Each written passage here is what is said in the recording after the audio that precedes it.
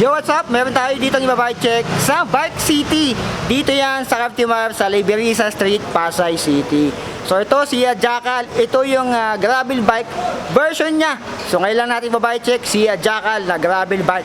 So like, comment, share, and subscribe. Tignan natin kung sulit nga ba si Jackal na gravel bike. Let's go! Maglalakbay ako patungo sa kawalan upang amunin tong pangarap sa buhay at susuungin to itong kadiliman. Makita ko lang ang liwanag ng katarungan. Okay, bike check natin to. Si Jackal na gravel bike. So yung material nito, yung frame niya ay alloy na. And yung size ng kanyang top tube or effective top tube, medyo mahaba yan, 56 cm yan. And yung kanyang seat tube, medyo malaki din yan, 52. So kung medyo matangkad kayo, ito na yung gravel bike na para sa inyo. So yung material ito ay alloy na, napakasimple lang ng design nito. Plain lang sa top tube, sa seat tube plain lang din, na may konting orange dito na nag-yellow. Sa down tube niya, nandito yung branding niya, Jackal. Ayan, nandito rin. At kulay niya, meron siya parang light blue, yellow, tapos may orange, tapos black dito. Cable routing, meron sa kanyang left side na down tube, dito sa kabila. Dito rin sa kanyang right side, meron din yung FD and FD. And yung brake cable, papunta sa likod ay dumaan sa ilalim. So naka-extend na cable routing yung kanyang brake sa likod o yung cable. Lagayan natin na ulam o ng beer, meron sa kanyang down tube. Sa seat tube ay wala. Pero mas maganda sana kung meron din dito kasi nga medyo mahaba pa naman to. Kaya pa dalawa dito ng Red Horse at saka pulutan eh. So sana meron din dito. Yung head tube nito ay straight lang din. Ayan yung logo ng ng Jackal. Ayan. Yung kanyang top tube, ito naman, napakasimple lang ng design. Yung FD, naka-clamp type, ito yung Sensa Ignite. Alam niyo na yan, pag Sensa Ignite, nakatubay yan. Ito ay 50-34, kung hindi ko nagkamali sa size nito. Pero gravel to eh. Pero feeling ko naman 50-34 and alloy na rin to, so yun yung ginamit. Yung likod, ito naman yung FD niya ay Sensa na rin. So naka-Sensa Ignite yung kanyang FD and FD. Dito naman tayo sa sprocket niya. Ito ay naka 9 speed pa. And ito ay naka-thread type nga lang siya dito. 13-20-80 kung di ako nagkakamali. Ayan, naka 32 teeth pala. Ito yung 20, ito yung 32, pero naka-thread type pa siya. Ayan, yun lang talaga yun sa kanya dito. Tapos yung hub niya, feeling ko naman ito ay ball bearing pa yung mga ganito. Ayan. Ayan, parang bakal din siya dito. Ayan. So dito tayo sa kanyang spokes, 4, 8, 12, 16, 20, 24, 28, 32. Yung spokes niya and yung gulong niya ay medyo malapad, 35C. Ayan o. 700 by 35C. So medyo malapad-lapad na yan. And ito ay naka-presta valve na rin. Yung mga mahilig mag-presta valve dyan, ito o.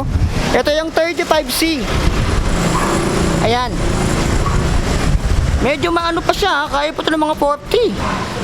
Ang laki ng likod niya, oh. Yung 35C. Ayan, medyo maluwang-luwang pa sa ilalim, ganun din. So, kaya pang i-40C or 45C na sa inyo. Lakihan nyo pa, diyan kayo magaling. Sa likod, hindi lang siya naka-quick release dito.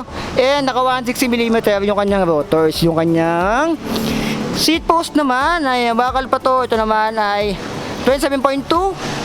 Yung niya ay malambot-lambot na rin. Yung seat post niya ay yung kanyang saddle.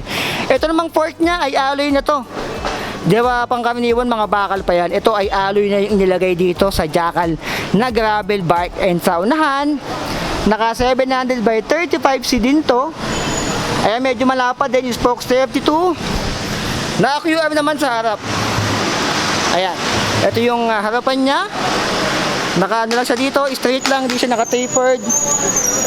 Dito naman tayo sa kanyang stem. Parang nasa 90 or 80mm lang din to, medyo maikli lang din. And yung kanyang dito ay feeling ko ano pa to, ball bearing pa. Yung kanyang headset. And for 20mm. Ayan, no, tubular. Yung kanyang drop valve dito. And yung kanyang brake and shifter ay naka-Sensa Ignite na rin yan. Ayan. So alam niyo na, pag Sensa Ignite 2x9 speed yan, Yung timbang na to, hindi ko makukuha sa ngayon kasi hindi ko dala yung timbangan ko. So ayan, si Jackal. Meron pa tong available na kulay. May color white pa to, pero hindi lang nakalabas, hindi lang nakabuo.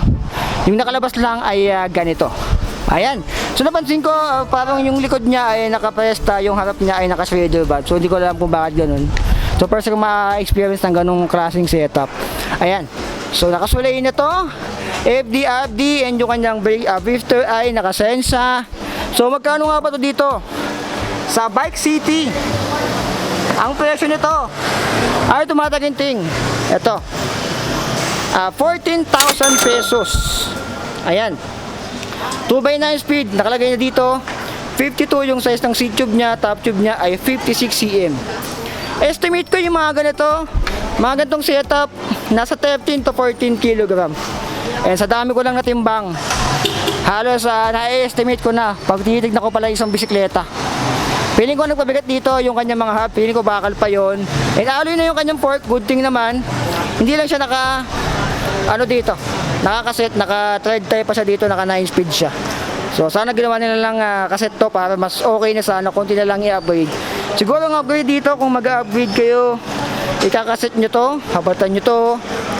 Eh yung feeling ko, magpapalit din kayo niya kung gusto nyo pang matagalan. Pero kung kayo naman yung tipo ng tao na hindi kayo madalas mag-upgrade, nagkaano kayo ng gravel bike, tingin ko na pwede nyo consider si Jackal. Kasi ito ay aloy na yung kanyang fork compared dun sa gravel bike ko na si Beta Half Moon. 15 anos katapusan, yun ay bakal pa yung kanyang fork. Ito naman ay aloy na. Aloy yung fork, aloy yung frame, and nakasulay na rin to. So ito lang talaga, naka-thread type pa siya. Ayan, tapos hindi pa siya naka-QR dito. Yung hub dito, piling ko bakal pa, and ito ay naka-ball bearing pa yan, tsaka yung harap niya. So yun yung mga i-upgrade mo dito kung ito ang pipiliin mo. Meron pa tong color white, same lang naman na spec. Yung color lang ang nag-aiba. So 14,000 pesos para sa inyo, okay ba si Jackal Gravel Bike? So dito lang yan sa Bike City, bisitahin sila dito, madami silang mga bisikleta dito. Ayan, ay mga helmet pa dito. Ay, ito yung kanilang address, 2195 YSL Building, Liberisa Street, Pasay City. Ito yung kanilang contact number. Ayan. So ano masabi nyo dito? Sa Jackal Gravel Bike, abangan nyo pa yung iba nating update dito sa kanilang shop.